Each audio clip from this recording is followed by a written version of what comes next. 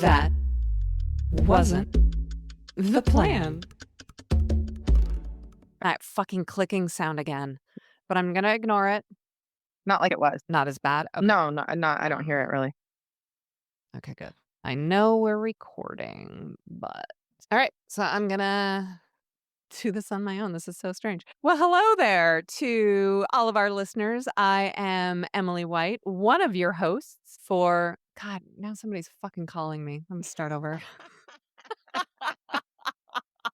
can't fucking win. I am one of your hosts on That Wasn't the Plan.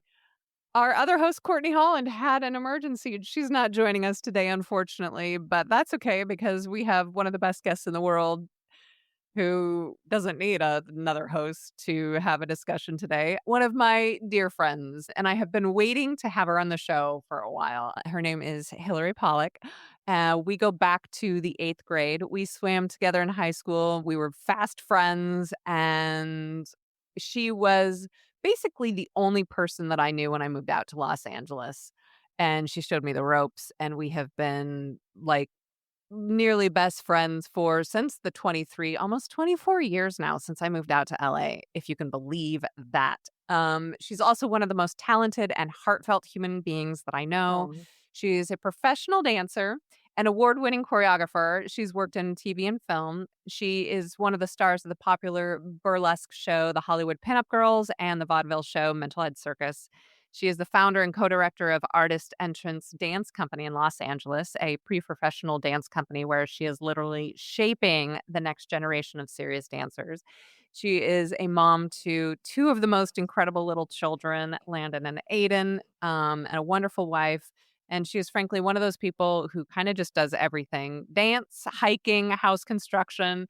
You can follow her on Instagram. She's got a couple accounts.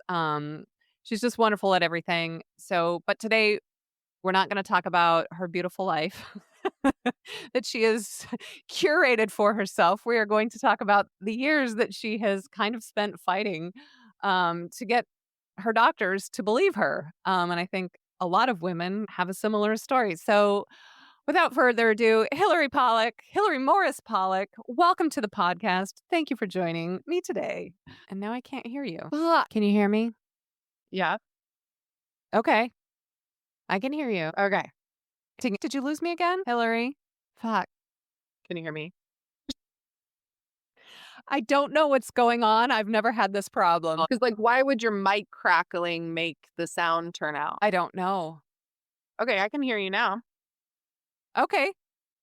Yeah. No, it's fine. Well, Hilary, welcome to the podcast. Hi. Thanks for having Let's me. do this before we have any more tech issues. Yeah. Is Mercury in retrograde? I don't know. Oh my God, this has been a fucking disaster. But yeah. It's so good to see your beautiful face. How's the weather in LA? We got the May gray thing going this morning, Happening today. Yeah. It was 52 degrees here when I signed on a little while ago. So it's just cold. I'm ready for some California sun. Not that we're going to get any for another month or two. I think it's going to be hot starting this afternoon. So. Oh, that's nice. Quick, fly down.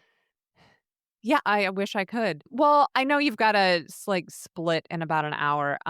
So this is your story, dear. I know that we brought you on today to discuss your battle with endometriosis. And I think it's been an ongoing battle for, 5-ish years and going undiagnosed for quite some time. Or has it been longer than that, do you think? Well, I was officially diagnosed 2 years ago. Okay. But looking back, there were many signs. And the only way someone can be diagnosed with endometriosis at this point is via surgery. So I was officially diagnosed after my surgery 2 years ago. But then looking back after the storm that happened, there was definitely signs for many years prior. Okay. It was cutting in and out. I'm so sorry, Hills. I've never had this issue before. Is it better now? Well, honestly, I don't know. Is it still cutting out? No, it sounds better. I think maybe the closer you are to your computer, it's a little bit better. I wonder too if I should take, but it shouldn't be. that because I wonder if it's my Try earrings. it. I'll take mine out too. Yeah, And trying to is that yeah, better? Because sometimes they that's click. better. I bet they're clicking the thing. That was it. The Yep, clicking sound was it our was earrings. the earrings. Trying to look cute. There's your Oh my content god. for social media right there, us figuring out that the sound issue was our hoops. I was like, "What's all that clicking sound? Oh my god." There we go. Wow, okay. I'm gonna make note of that. I was No hoops with these. That's so no funny. hoops Oh with my the god. earbuds. Wow, okay. Okay, So, that explains it. yeah, Okay, cool. yeah, Okay. okay. All right. So, Good. yeah, getting back on track. Gosh. Okay, so that was you were diagnosed with endo 2 years ago, but you had been suffering for quite some time, is that correct? Yeah. So I think maybe the best thing is to explain what endometriosis is because Yes, shockingly, please. Oh, thank you. when I tell Yeah. people that I have endometriosis or I had this crazy thing happen, a lot of people and a lot of women are like, I don't know what that is. So endometriosis is when you have uterine like lesions. So it's not exactly like your uterine lining. It's very similar. And they end up outside of the uterus. So they often end up in the pelvis. They've found them all over the body. They've found them on women's brains, women's lungs collapse because of it. And so what happens is every month when a woman has her period, you're bleeding from those lesions that are all over your body, but the blood has nowhere to go. So the blood gets trapped and causes adhesions and scar tissue. So, like, for example, when I went in for my surgery, I had multiple organs stuck together. So they don't know what Oh my god. causes it. There's theories, there's retrograde menstruation, but I think that one at this point is most people don't believe. There could be a bacteria, there could be gut issues. They don't know at this point. So that's what endometriosis is. 1 in 10 women has it. So, I mean, that's significant. So there are plenty of Yeah. women out there that have it that are like me that had no clue that they were dealing with this. Did you have, like, pre-symptoms where you were like, "Something hurts," or "I'm foggy," or anything that may have given like, in retrospect now that you were like, "I Yeah. wasn't feeling well?" So I had a really difficult time getting pregnant. I went Mhm. through all the steps through, your regular OBGYN, and then I went on to a fertility doctor who was amazing. Um, and you know what? You're Googling things, and endometriosis kept coming up as a reason that someone couldn't get pregnant. So I had really painful periods. And did I have to call out from work from them? Maybe once or twice, but I could just take enough Advil and push through. And those started, I think I'd say in my 20s. So it probably had Yeah. started in my 20s. I Okay. don't know. Was I in less pain than other women that are writhing in pain and show up to the hospital? Maybe you know, pain has a psychological component. I grew up as a gymnast and a dancer, where with Yeah. both of those sports, you're told to push through pain because the reality is they are just painful. Dancing on point is painful, gymnastics is painful. I'm not sure. If you read about it, some people that have stage 1 endometriosis are in more pain than people that had stage 4, which that's what I had with stage 4. So it's hard to say. But when I was at the fertility doctor and I would ask, like, hey, could I have endometriosis? I was told a number of times, no, no, you're not in enough pain to have endometriosis, which looking back is like, whoa, what a, They're kinda gaslighting you there. yeah. And I, I guess that's why I'm here and telling this story is for women, like painful periods are not normal. And just because you're not calling out of work, there still could be an issue. And in my case, there was a big issue. Well, Um, and also certain people have different pain thresholds right. where I've read, and I have Irish descent and a bit of red hair. I have a very low tolerance for pain. So, but somebody else, we may be cut exactly the same way and they're like, I don't really feel it and I'm writhing in pain on the floor. Yeah. Yeah. Pain's So, crazy. yeah. I just listened to a podcast about pain, a different podcast about pain, and this woman had these crazy stories of this guy jumps off, working at a construction site, jumps off a 6-foot thing, and a nail goes through his foot, screaming in pain, freaking out. Take him to the hospital. They take off his boot. The nail hadn't actually gone through the foot.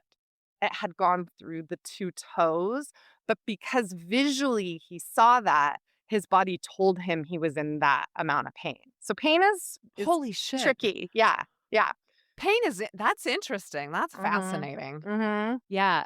I know because sometimes, like, if you hurt yourself, if I don't look at it, Right. then I'm like, "It's not there. It's not happening." Yeah. Then I'm okay. I was just gonna say, like, when you have a cut and you don't notice it, and then when you see it, it starts hurting. Y I think yeah, we've all had that yeah. experience where you're like, "Wait, how is it not hurting before I looked at it? Because this has clearly been bleeding for at least 10 minutes."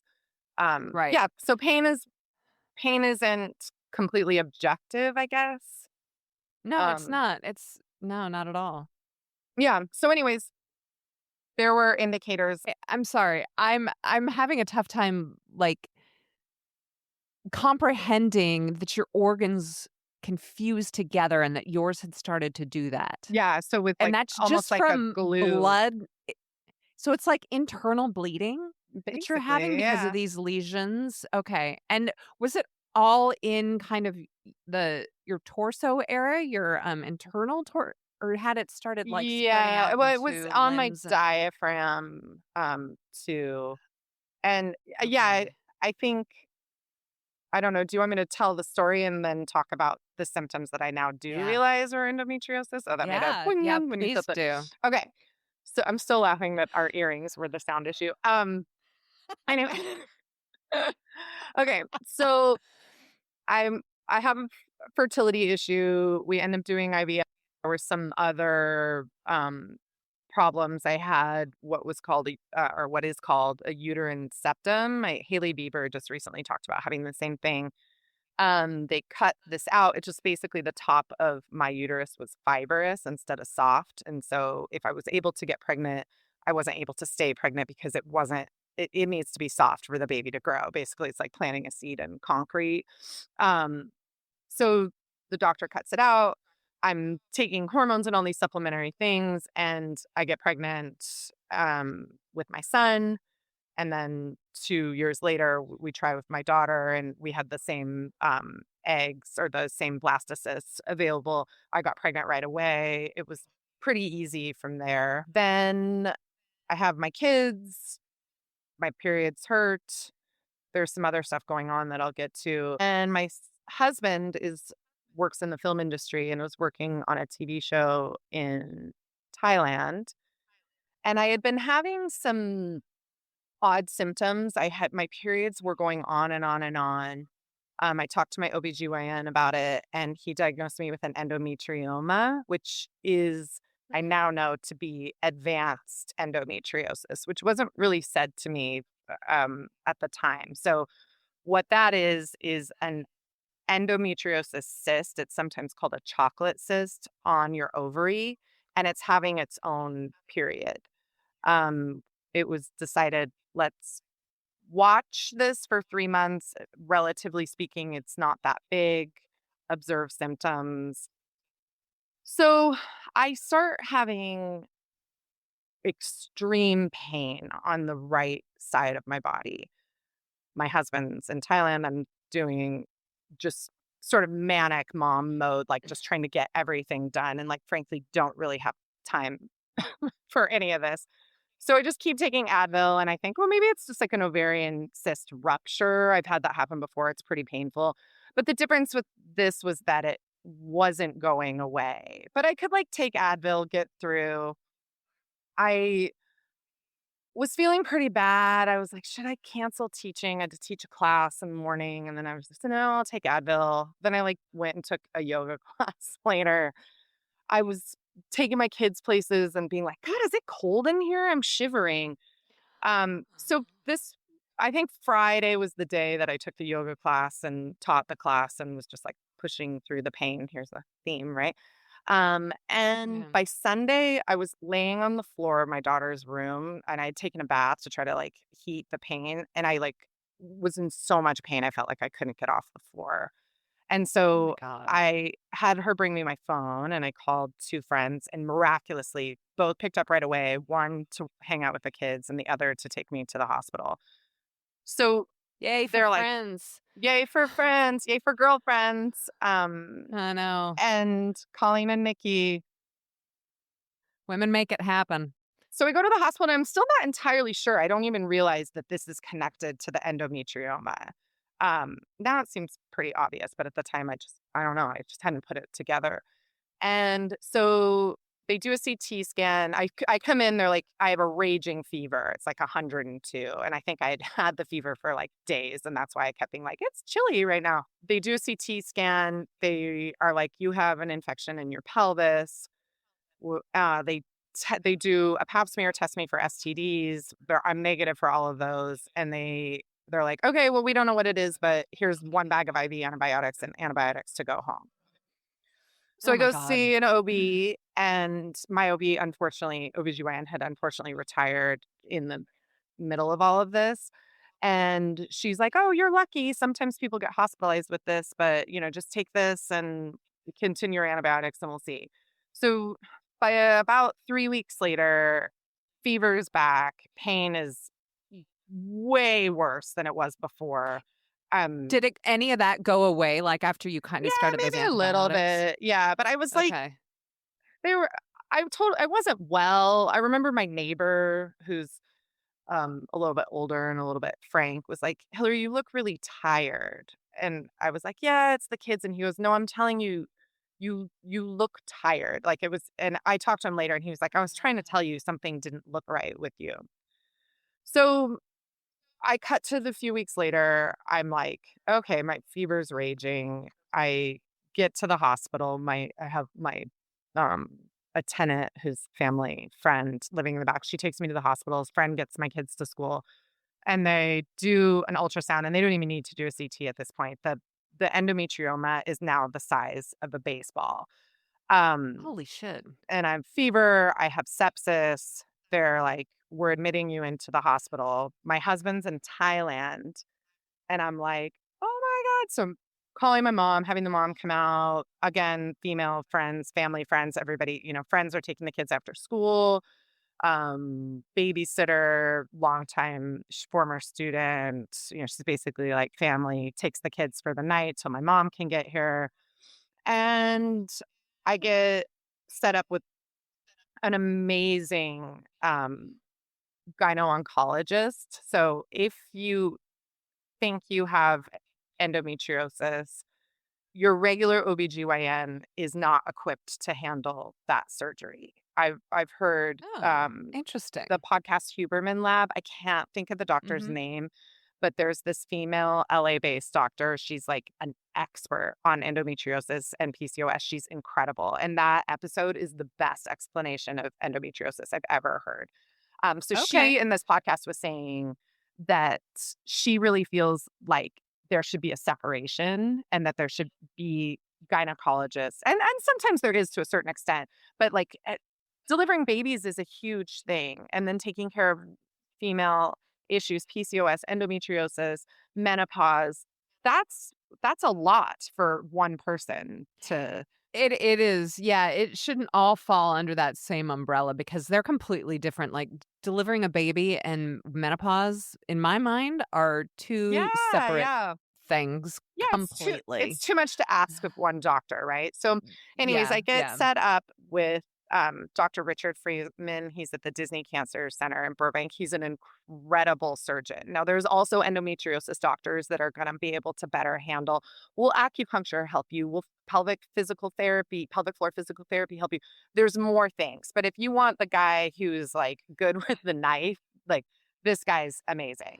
So basically, they were calling all these OBGYNs and everybody's like, no, no, no, no, no, we're not touching this. Like, this is the guy for it. So Okay.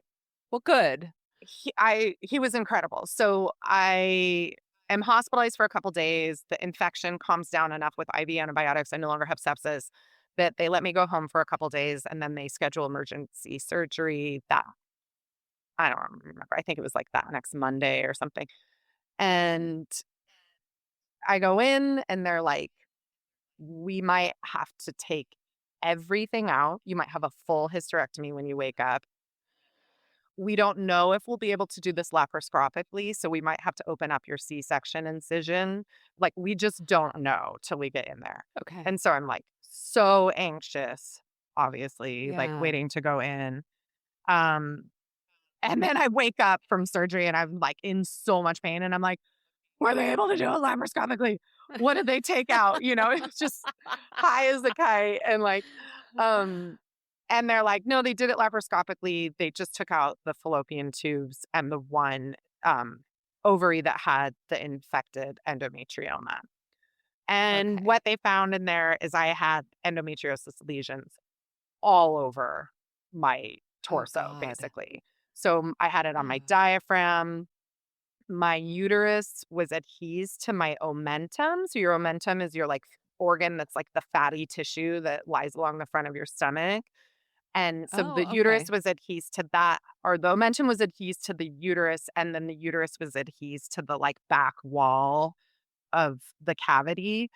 Um, and he was just like, you were a mess. And I don't Oh think my many God. other No wonder you surgeons. were Yeah, well, I was in no pain wonder because of the infection, so but much. but um he was like, not many surgeons could have done what I did laparoscopically. And I guess the assisting surgeon was like, how do you even know where you are in there? Because it was just such a mess. And he's like, I don't know, I just know, he's just meant to do this. So he wants me to go on this drug called Orlisa, which puts you into a medical menopause. This is post-surgery.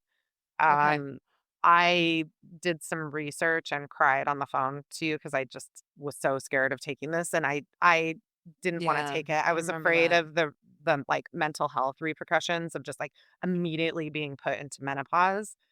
So, he talked me into taking hormonal birth control, to taking a vaginal ring, Okay. or inserting a vaginal ring. I was very reluctant. I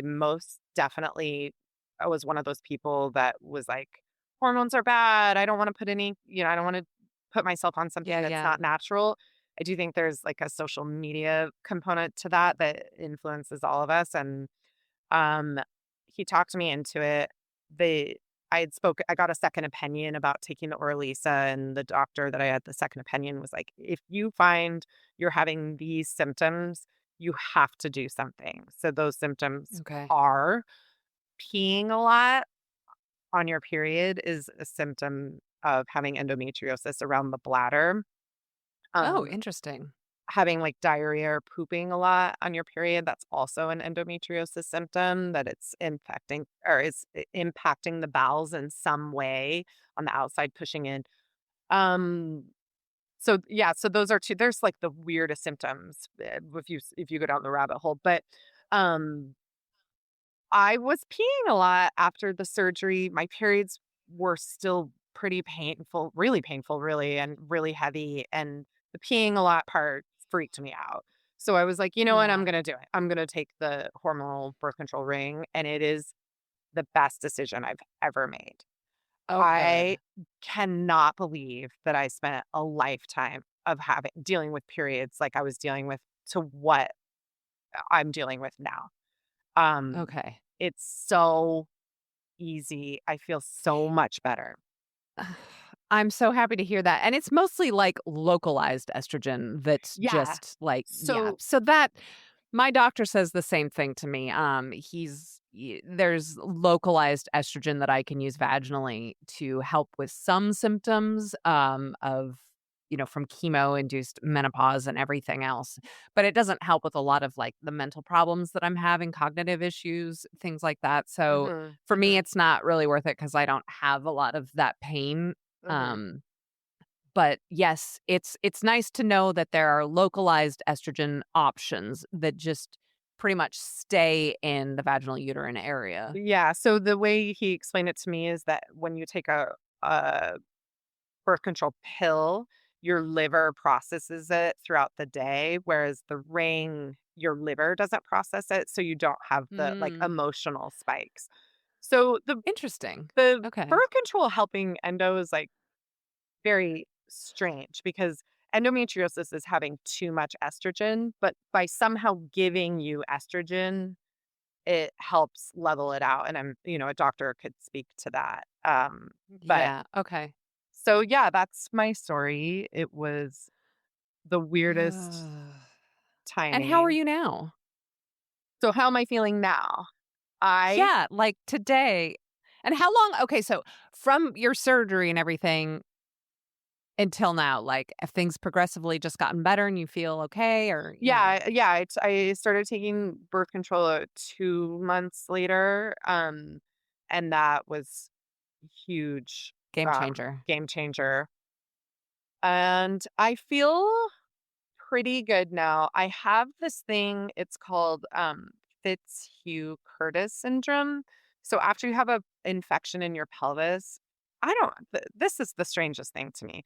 Um, and this after the first time I was in the hospital, when they released me, and probably shouldn't have, um, I think a day or 2 later, I woke up in the middle of the night in so much pain on my right rib and into my right shoulder, and you, for some reason, get these, like, scar tissue lesions that connect from your liver capsule to the, like, side of, like, your inside, and I still have pain from that occasionally. My doctor said to me, quote, "The next time I operate on you, let's deal with that." I didn't wanna deal with that at the time because it was an emergency because of your infection, so I did the best I could with the endometriosis. So then that the next time I operate on you is like, because Yeah. What does a that lot of mean? and what it means is a lot of endometriosis patients get operated on more than once, that it comes back, and that the Okay. birth control helps manage symptoms, but I don't know how much it's managing, um, other lesions coming Are back. you able to get, like, yearly checkups to see if it's come back and ho no. No, so this is like the bummer of endometriosis, which is why a lot of people don't know about it. So the only confirmation of it is surgery. You can see it on an MRI sometimes, but not Okay. always. And then if you have an endometrioma that has grown enough, you can see it on an ultrasound. But it's all really tricky. I'm enrolled in a study out of a university in Long Island where they're trying to find a test through period blood. There's also, Oh, I've read studies that interesting. they just found that there's, I think it's like a protein marker in a regular blood test can point to endo.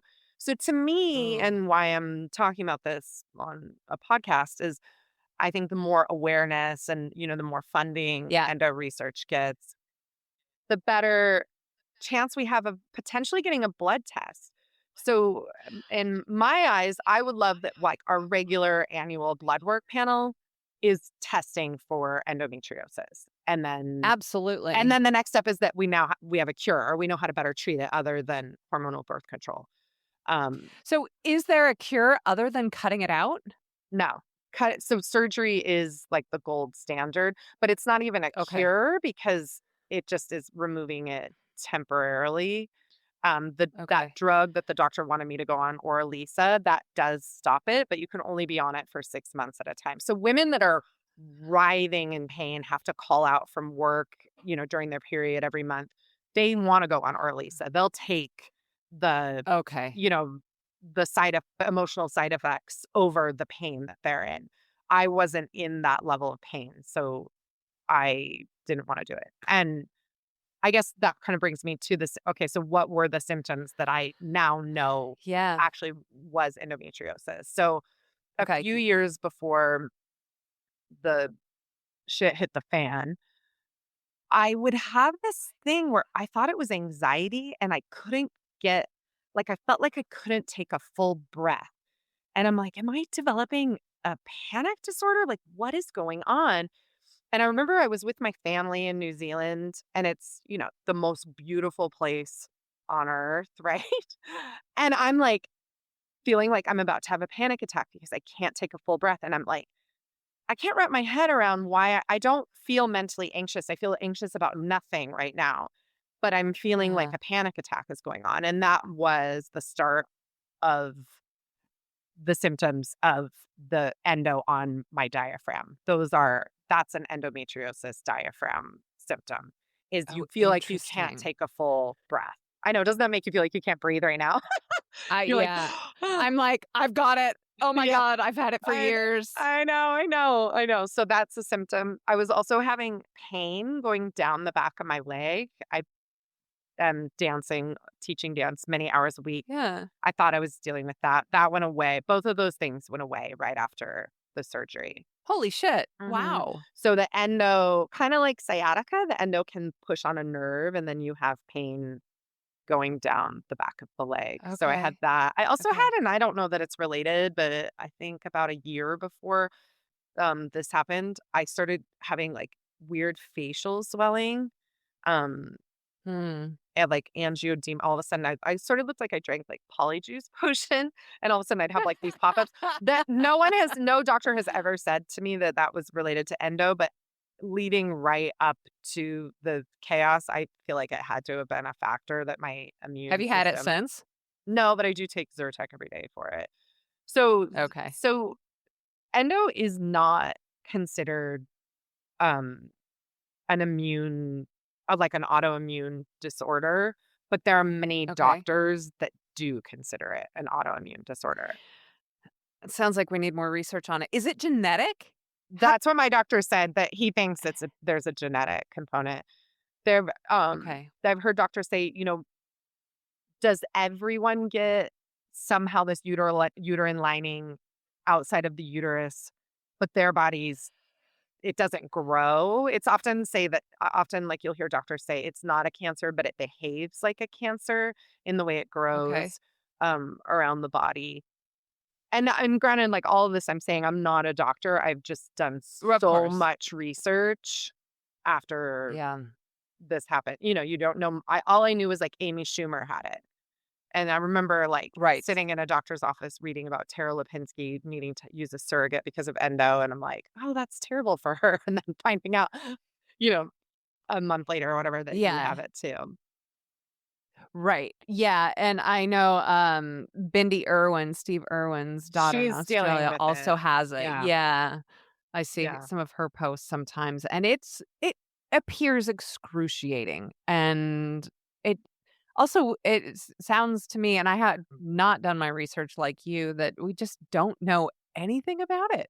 Like, Not other than much. cut somebody open and you can see, well, I'm glad that they're able to detect what it is once, they have your body open, but that they're I'm glad you're in that study. Have you mentioned to your doctor or the study that you were having, like, these anxiety panic attacks, pain down your legs? Because those could be used maybe in studies in the future to be like, these could be symptoms.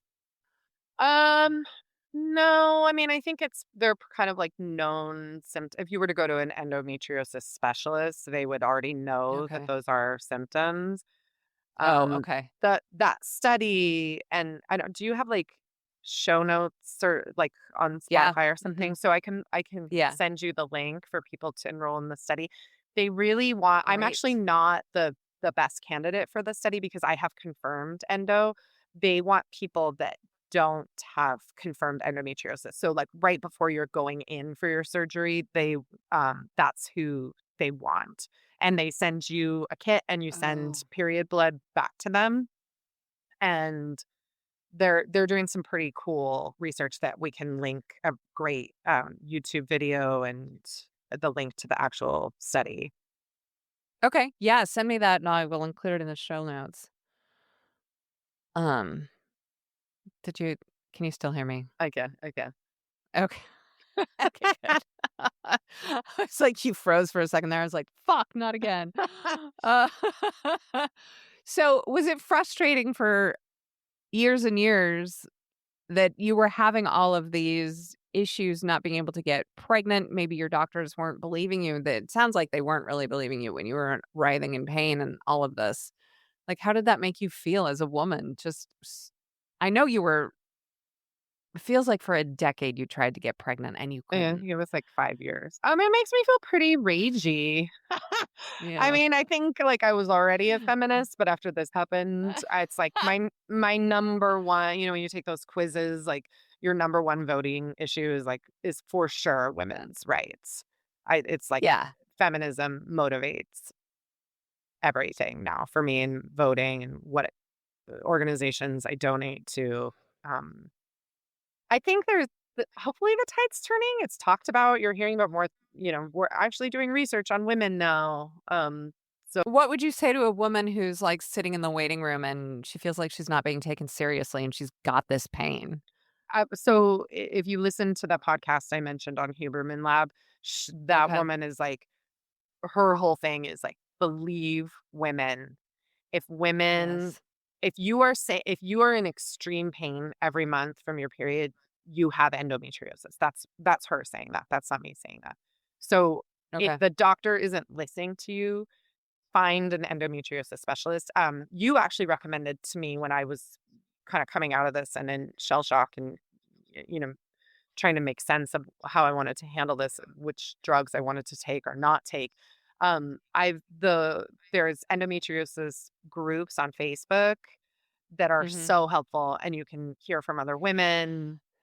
Yeah. They're pretty great, and on Instagram too. So social media can feed misinformation, but it can also give you community and hear from other women that have experienced what you're experiencing. Definitely. I found the most important thing for me, and unfortunately, Courtney's not here today, but she came out to babysit me when I was going through chemotherapy Mhm, once, and she was a big proponent, still is, of support groups because she has been in recovery now for about 14 years through mhm, mhm, AA, mhm. and she's a sponsor, and she does incredible work with that. But she asked me, and she was like, "Are you in a support group?" And I was like, "No, like, I don't even it didn't even cross my Yeah, mind yeah. to join a support group."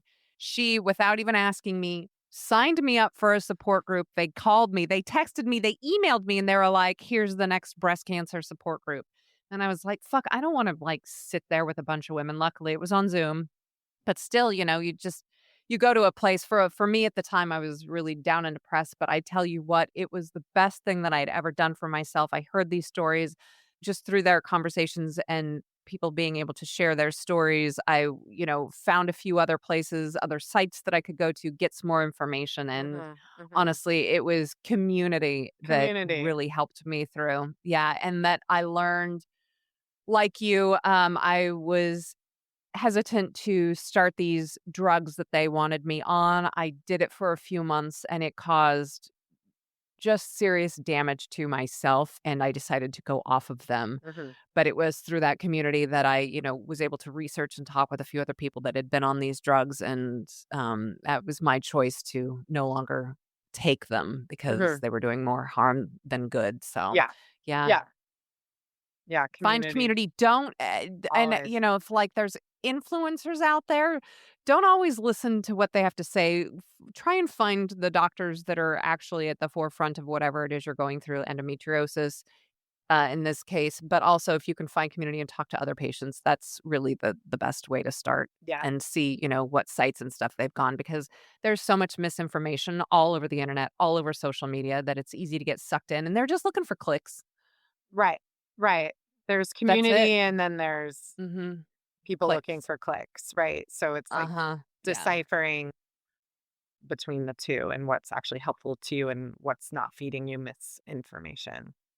Yeah, and I was actually listening to a podcast, and one of the hosts on there, she was also a breast cancer survivor, and I reached out to her on Instagram, and I asked her a couple questions, and she got back to me. I was so surprised because she's also an actress, and, you think like, "Oh, she's, kind of a Hollywood star, she would never respond to Yeah. me," and she did. I was so moved, and Oh, I that's would cool. yeah, it's just touching that.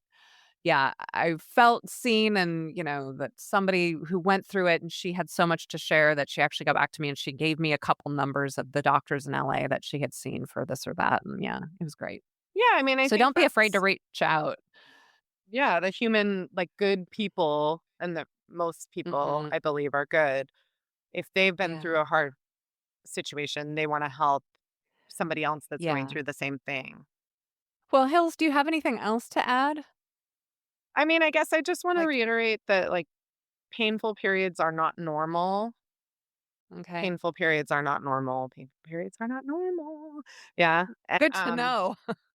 And let's just hope that more research is done in this area in the next, I worry about my daughter. I have a daughter. If this is genetic, is she going to have the same Yeah. issues? And that maybe by the time she's at an age where this could become an issue, we're in a completely different place and it can be treated better and it can be diagnosed easier. Yeah, absolutely. And it sounds like we're kind of making those steps to do so. But again, it's such a shame that you can't be officially diagnosed until you're actually inside a woman's body and you can see it. So Yeah. maybe we'll come up with something that'll be able to Yeah, or detect it. just a blood test, I think would be so great, right? Feels like a Seriously. Yeah, I disease of know. blood. The blood is the Right? issue. There should be a blood test for it, but I think there's now a blood test that can detect certain types of breast cancer, which is wow. phenomenal. Yeah. At least I had read a couple headlines regarding that, and I don't know if that's happening here or in Europe. It seems that it's possibly Europe or Japan that or maybe China that's making headway there. Cool. I feel like our country is a bit behind where we can be. Sure. But that's another It's a episode whole for other another episode. day. Yeah. Yeah, yeah, yeah. Well, if anyone has any questions, would they be able to reach out to you through like Yeah, yeah, yeah. Instagram? It's Instagram, What's your handle? at Hilary Pawlik.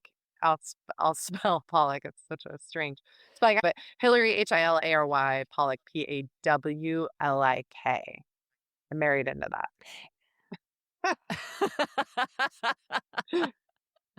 I'm That's married into funny. that Pollock.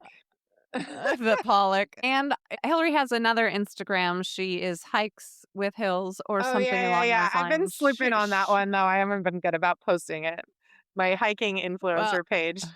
Well, really yeah. spanked. Well, next time I'm in LA, we need to go do a Hikes with Hills up in Yeah, yeah. the mountains there. Not Altadena. just one of our regular Griffith Park hikes. No, no, there's so many other good ones.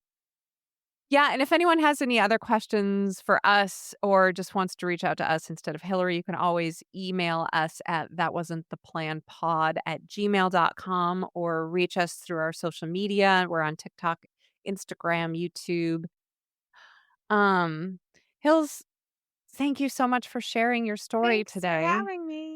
And yeah, if you have anything else to add, just let me know. We can pop back on and do another tiny recording. And if you can share the YouTube link, and if you can remember the Dr. Huberman The doctor pod. as well, that he Yeah, yeah, get, yeah. yeah, I'll put Or those links do you want me in. to look it up and I can just say it really quick? Sure, that's fine. Thais Aliabadi. Okay. I got it. I'm writing it down so I can include. I'll find it in you. Okay. I am laughing so hard that our earrings were the problem. I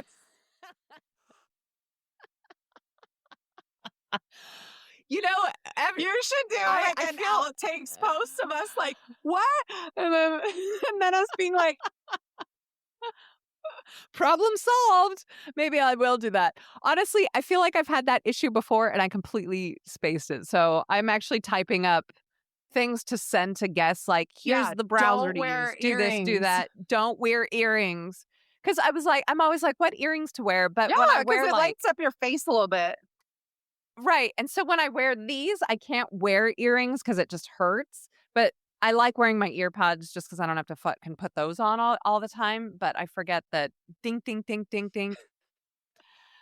Anyway, Hills, thanks so much for joining me today. Thanks for Yeah, if you having want to me. jump back, oh my God, yes. And I I know hope you it have was so many other okay. stories. I hope it's not It boring. I was don't know, great. whatever. It is the It'll be story. great. It's the story. And I know you have so many other stories to share too, even like slightly funny ones and short ones that don't involve like surgery. I'm gonna start a text with my friend Katie, who loaned me this ring light. Okay. And she was like pep Okay. talking me before it. She's like, "You've got this. This is important. What you're doing, sharing this." It is. I know. Yeah, I pretty quickly was able to let it go because it's you. I don't know how it felt Well, if it wasn't you, but It's like just talking to a friend. I thought that woman was so interesting and lovely. The lottery woman. Oh my god, isn't she great? What? Her story. It's Who does wild. that? I know. Seriously. And just like her husband, and that they think it might be because he was a 9/11 responder. That's a theory, maybe. I don't Possibly. know. Yeah. Um, well, for everyone listening, thank you so much. Oh, Again, if you need to reach out, please do. And Hillary, thank you and goodbye. thanks for having me. Bye. Bye. Thanks for listening to That Wasn't the Plan. If you found it helpful or at least mildly entertaining, a quick rating, review, and a click on the subscribe button would be lovely. And it genuinely helps us. And if a friend comes to mind, please share. Until next time, bye.